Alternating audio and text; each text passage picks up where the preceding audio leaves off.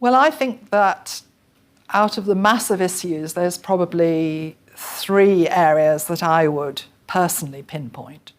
The first one would be around good quality analysis and diagnosis of what's going on in the organisation.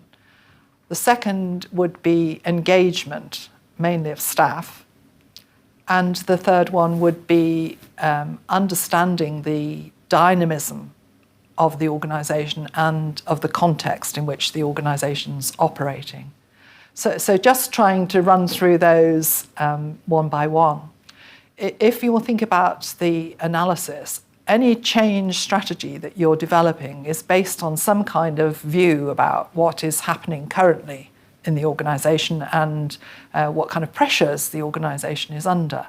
And so if you want a robust change strategy, that's got to be based and founded in a robust analysis of what's happening.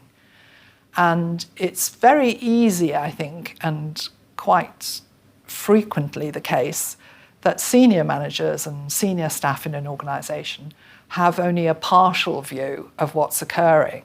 And that might be because they give particular precedence to financial metrics, or that they look at some of the harder data and not other data.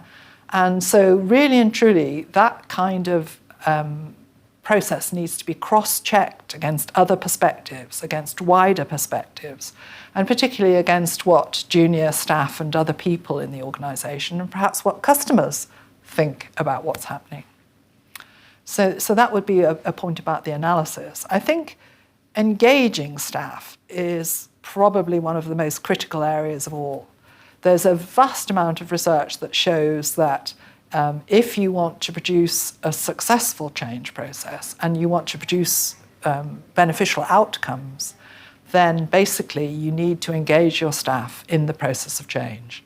And I don't mean by that all the staff in the organisation have got to be consulted about everything that's happening.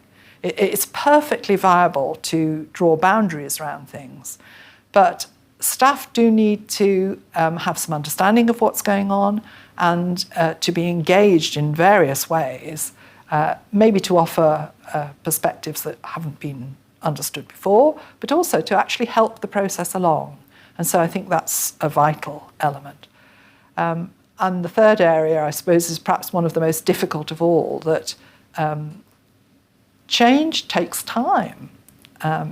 It usually takes longer to play out than most people think. But in that period of time, then the organisation itself will be changing also. And particularly the external pressures on the organisation may change. So what you're doing is making change happen in a dynamic and uncertain context. And the change planners and those implementing change have to actually take account of that. They have to find ways of coping with that, and they have to find ways of responding to that. And that's quite a difficult process in itself.